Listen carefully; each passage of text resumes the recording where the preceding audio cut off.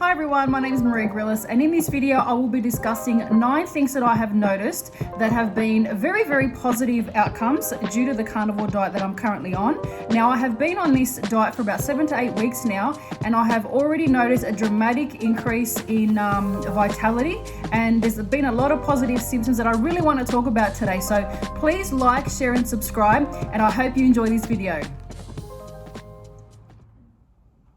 Now, the first thing that I noticed that was probably the most drastic change within my body on this carnivore diet was the reduction in inflammation. Now, coming into this carnivore diet, I did have chronic inflammation for quite some time. And I did notice that over the first 2 weeks, I saw a drastic change and a reduction in my inflammatory sort of symptoms. And I think hand in hand with that, along with that goes the decreased joint, muscle and nerve pain as well. So the reason why I'm stipulating this as #1 improvement is because it was the most drastic change, and it actually was the most important change for me. And that is one of the reasons why, probably the main reasons why I changed to a carnivore diet, because I had noticed in the past that when I had a protein and fat dense meal, I did notice that the next morning I actually woke up a lot less bloated, a lot less inflamed. So that was one of the main reasons why I actually adopted this carnivore diet, and it's probably been the strongest and most significant change that I've noticed in my body. So definitely one to note if you are experiencing inflammation as well. Now, the second most important positive outcome that I have already noticed on a carnivore diet is decrease. I don't have headaches or migraines as often. Now, the first 2 weeks, there is a sort of disclaimer with that. The first 2 weeks especially, I did notice that I was still getting headaches and migraines, but it was that they were even slightly increased, and I kind of was expecting that going into the carnivore diet, because your body is releasing oxalates, it's releasing the sugar and all the carbohydrates that it has been harboring and sort of holding on to. And the first 2 weeks of a carnivore diet is very intense, and your body's adjusting to the different ways that you consume food and the types of food that you are consuming, and obviously the frequency of those meals as well. So initially the headaches and migraines did actually increase for a very short while, but over the sort of week 3 to week 7.5, 8 weeks now, I have noticed almost they've pretty much been wiped out. I don't notice them at all. I may get a day or two where I think my body's doing an oxalate dump, and I do get like some lightheadedness or a bit of a headache, but it does kind of subside quite quickly. And there are tips as well that if you are experiencing lightheadedness or dizziness, you have to look at your electrolyte consumption, and there's a couple of tricks just to keep your electrolytes in check. Now, #1, you can sprinkle rock salt in some water, a glass of water, and just chug it back, and within 30 seconds to a minute you should sort of notice the dizziness or the lightheadedness going away. Another way you can sort of combat that is just to simply have those electrolyte tablets in your bag, whether you're at work or going out of a night. I have noticed that with dizziness and lightheadedness, I have noticed that those symptoms come around sort of after dinner, later in the evening. So if you're not at home and you're going out, make sure you take some electrolyte tablets with you. But as long as you're taking, once you have that kind of symptom, just make sure that you're using those 2 tactics to combat that. But other than that, my migraines and headaches have pretty much gone away, and they at times they were quite debilitating. So that's the second strongest positive outcome that I've noticed through the carnivore diet, definitely. Now, #3 is mood regulation. And I think the reason that is because your digestive tract, especially your large intestine, you've pretty much sent it on a huge vacation. And it's it's getting into a rhythm of knowing what to expect as far as what you're consuming, what food you're consuming. It knows, it kind of gets a rhythm as far as it ends up finding a schedule, and it understands and kind of preempts when your meals are going to be coming in. And it's a lot more regulated. So when you're, generally speaking, when your tummy is happy and when you aren't suffering from IBS and other digestive and autoimmune sort of issues within the gut, microbiome, that's a tongue twister that I've come across just recently. Microbiome, yes, I think that's how you pronounce it. So if all of those things are in check, and if your tummy is happy, it also means that your brain and your stomach is talking to each other, and they're firing away, they're sending each other signals, and as a result of that, your mood is a lot more regulated. Now, I have found that I'm a lot calmer. My conversations are a lot more sort of, I can retain information a lot more than I used to. And another factor of that as well is my brain fog has decreased quite drastically as well. Now, brain fog for me was a huge symptom before I got on this carnivore diet, and was another huge kind of issue that I was tackling before I got on this diet. And ever since I've started carnivore, I'm so much more sharper, as I've mentioned in other videos as well. The length of time that I can retain information, and my quality of conversations and the way I socialize with people is a lot more congruent. It's just generally more sort of pleasant conversing with people. So a lot more calm, a lot more relaxed. Even if things sort of come up day to day that kind of stress me out, they kind of roll off my back a lot more than they used to. So that's a huge emotional sort of positive outcome that I've realized on carnivore as well. Now, another factor that I want to discuss is always feeling satiated, and like the food I'm eating is very nutrient dense. Now, anyone that's on a carnivore diet will agree with me that it's very easy to stick to this diet, and that is because you are actually consuming nutrient-rich foods, and they're so satisfying that you don't feel like you're missing out. And although at the beginning you might sort of miss your coffee, or you might miss your chocolate, or the sweets that you indulged in previous to starting your carnivore diet, after a few weeks, specifically after a while, and after you get to a point where you get used to the foods that you're consuming and how they actually feel when you consume them, you don't feel like you're missing out on anything. And you're not eating for enjoyment, you're eating to just kind of survive, and you kind of, the focus is not on food anymore. It's not on sort of getting that sugar hit, or sometimes you go hungry for a while and then you just kind of grab whatever you have in the pantry. And being on a carnivore diet, you do kind of eat till you are satiated. So you find that you don't even feel like you want a snack. You don't even feel like you get those sugar cravings anymore. You don't feel like you need to get that carb hit to kind of which obviously spikes your insulin and causes all these other issues. So just feeling like you're satisfied all the time, and you've got enough food in your belly, just makes a world of difference, and it kind of deters you from making those really risky kind of unsensible, is that a word? Making those decisions, dietary decisions that spike your insulin and get you into kind of like a sugar crash later on. So it's one thing that I did notice on this diet. It's just so easy to stick to. So definitely one of the main things that I notice after a few weeks.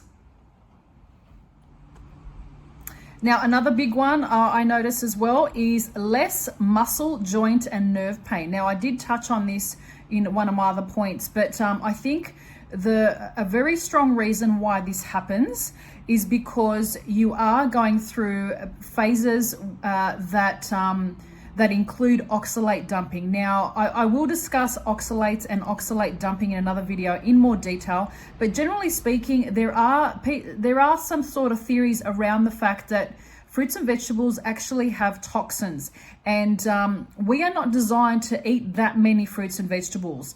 And especially within today's what's going on in sort of major cities and you know, the way we eat as a society, we aren't eating seasonally. And what does that mean? You can get bananas at Coles or Woolworths throughout the whole year. We are eating blueberries and strawberries and blackcurrants and all sorts of other berries throughout the year. And, you know, really, naturally speaking and ancestrally speaking, we shouldn't have access to bananas throughout the whole year. You know, there are times of the year where your body does react positively if you are consuming these types of food. But I would encourage everyone, you know, if you're not on a carnivore diet, or just generally speaking, if you decide to go on a carnivore diet and then sort of retract back to a more normal diet, you may decide to sort of introduce fruits and veggies after your 90 days or 3 months is over. Some people continue on to, you know, go carnivore for 6 months or even longer than that. I will kind of analyze, you know, how I'm feeling when I hit my 3 months, and I will continue on if I still feel like I need to be on this diet. But other people decide to introduce fruits and veggies shortly after, you know, 3 months, for example.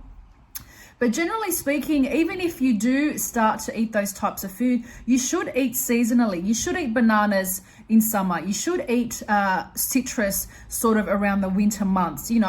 And I don't even know. Sometimes when I go to the fruit shop, sometimes I find it hard to sort of distinguish what fruits and veggies are in season. And we should know all this stuff. And traditionally, you know, for example, my parents, you know, were brought up in Greece, and they were born there, and there were certain things that they just couldn't get throughout the winter months, like tomatoes. They didn't have access to tomatoes throughout the cooler months, and there are reasons why that is. And the overconsumption of a lot of fruits and vegetables throughout the whole year is just not. It's not good. And basically your body has trouble digesting and breaking down these types of vitamins and minerals if they're not within their seasonal category. And I think that's the main point here. It's not that fruits and vegetables are bad.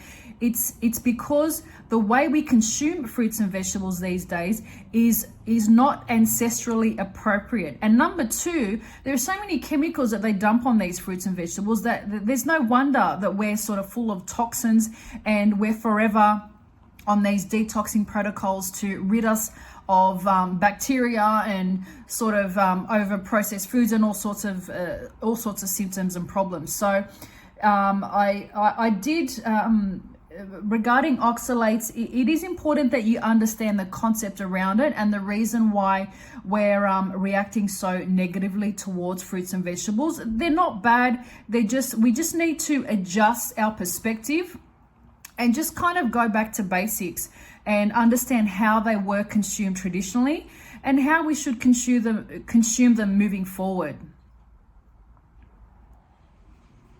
Now, what else happens on a carnivore diet is because you are eating less, you're not eating as often, because you have adjusted your circadian rhythm, and you are getting to bed earlier and you are waking up earlier, you're actually enjoying the great outdoors a lot more as well. So I get up around sort of 7 o'clock. Which is kind of the time I used to get up. It's about probably sometimes 6:30, even earlier. But I'm usually sort of up, changed. I've had my morning breakfast. If I'm not sort of intermittent fasting and kind of having my breakfast at 11. And, you know, it depends on whether I'm hungry or not as well. If I wake up and I'm absolutely famished, I'll have a meal and then I'll just get changed and get out into nature. I'll go for a walk. I'll walk through the park that is close to where I live. And just generally, when you are on a carnivore diet, you are waking up earlier and you just feel like you want to get out more. And it's really important to get sunlight on your forehead, on your face as early as possible in the morning, because it does kind of set your body clock. And overnight as well, if you are coming home after work, or depending on whether you work at home or outside in an office, but the minute you get home, you should kind of start decreasing your screen time. You should be, you shouldn't be watching TV really late at night. You should be dimming the lights, or maybe putting on some lamps instead of your kind of ceiling lights. There are sort of some techniques around the type of light you should have lighting up your home of an evening. And basically you're trying to relax your body, and so it gets into a rhythm and it's ready for bed. So yeah, that's one of the things that I did notice on a carnivore diet. I was getting out a lot more often, and I was enjoying nature, and that can't be bad for you. Definitely not. Now, another thing I noticed is that when you are on a carnivore diet, you have less bloating and less discomfort after you eat. Now, I remember when I was eating carbohydrates, when I was eating lots of fruits and vegetables, and a very sort of multicolored sort of diet, as everyone promotes you to have, I was experiencing a lot of discomfort after I ate. I remember eating it's just a tiny bit of bread, even gluten-free bread. When I was eating that, I was feeling quite heavy afterwards. Don't even talk about pasta and rice and all that sort of stuff. But, even though those kind of symptoms are expected after a heavy carb meal, you wouldn't traditionally expect to have a feeling of heaviness and exhaustion after a meal that comprised of fruits and vegetables. And that was one thing that I did notice prior to starting a carnivore diet, that even though lots of people recommend, I have been to 2 or 3 naturopaths that have always told me to make sure you eat as many colors of the rainbow as you can, and make sure that you're eating fruits and vegetables from a wide variety of colors, and make sure that your food consists of, like you've dumped a bucket of crayons on your plate. And I never understood why I felt so shit after eating so many fruits and vegetables. And there was a time where I was almost vegan, and I was even drinking celery juice. And I didn't understand why I wasn't feeling and getting better. And I have noticed that after I switched to a carnivore diet, there was less bloating. I wasn't exhausted after every main meal. I didn't feel like I needed to snack. And I basically, when I was eating a lot of fruits and vegetables, I felt like I was poisoning my body. I don't know why I felt that way, but I just felt like I was overloading my digestive system on things that it didn't need.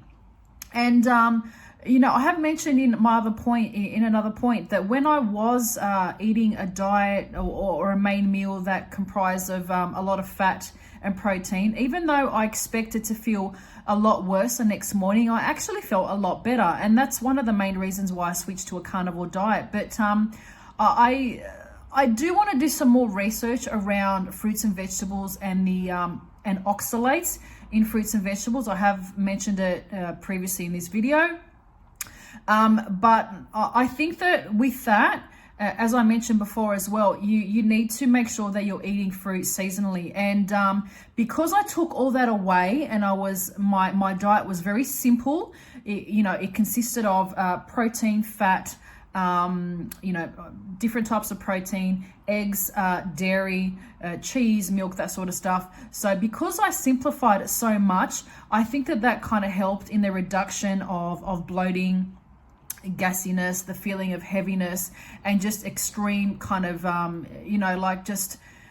basically after every meal, I felt like I just wanted to go for a nap. So now that I'm on a carnivore diet, I just feel like I could get up 5 minutes after having a meal and go for a walk. My concentration was still at optimal level, and I didn't feel like I was kind of, I had any sort of a crash at all. I felt like I needed to rest. And usually that's what happens when you're on a high carb diet. So that was one of the big things that I noticed as well. Now, on a practical note, being on a carnivore diet is very easy when it comes to, sort of coming up with a grocery list and shopping as well. Now, my shopping list consists of eggs, whatever protein I'm eating within that week, whether it's beef or chicken or fish. Now I'm very, very lucky. I have a brother who is a spear fisherman, so he free dives, and actually you know, if we're wanting any sort of seafood, we just kind of send him off to a little excursion, and he comes back with a beautiful fresh fish as well that he cuts up ready to cook up. But my shopping list is so simple to stick to. It's pretty much sparkling mineral water, Pellegrino, eggs, raw milk, whatever cheese I feel like eating within that week, whatever protein I would like to eat, probably butter or ghee depending on, you know, what I've run out of at the time. And that's pretty much it. It can't get any easier than that. And when it comes to shopping, it definitely makes things a lot easier. Now, the last point that I want to discuss is weight loss. Now, there's a reason why I have left this as the last point. Now, the reason is because for me, it wasn't a priority. It's a lovely byproduct of this carnivore diet, but it's not the main reason why I started this journey. Now, I wanted to essentially decrease my pain levels throughout my whole body. That was related to a lot of different things, like inflammation, like joint muscle, joint and nerve pain, a lot of different symptoms that kind of are encapsulated with the word pain and sort of CFS, chronic fatigue syndrome. Now, that was my priority, and the reason why I mainly, the main priority why I actually went on this carnivore diet. But when you are addressing all those other symptoms, when you are sort of replenishing your body with the right vitamins and minerals, when you are satiated and you're not sort of tempted to snack and to eat foods that you're not supposed to, when you are healing your body with the right foods and the right amount of fat and the right amount of protein, you do notice that you drop weight very, very easily. Now, to date, I have lost about 5.5 kilos, which has obviously helped my my mobility. I'm getting out more, I'm exercising every day, I'm a lot more physical, I'm walking around, I'm going to start jogging soon as well, which I'm really excited about. But generally, I don't feel those aches and pains in the morning. I'm not very, I used to be very stiff in the morning as well. I kind of used to just have to stretch around and roll around a bit and do a bit of a cat stretch before I kind of got out of bed. Otherwise, I felt I was very stiff.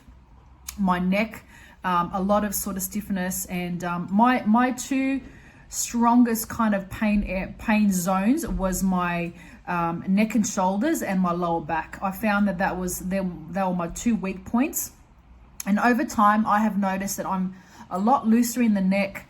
My lower back pain is has been alleviated as well, and I do think that just obviously, you know, naturally losing some weight takes pressure off your joints and muscles, and your body's obviously being more active throughout the day just helps your lymphatic drainage and helps you drop the weight as well. So obviously it wasn't a priority for me, as I mentioned before, but definitely does kind of help overall. And a lot of people notice that they just drop the weight and they're not even trying really, and that's the beauty of it. So that's my last point. So once again, this is me signing off. I hope you really enjoyed this video. Like, share, and subscribe, and I'll talk to you soon. Bye.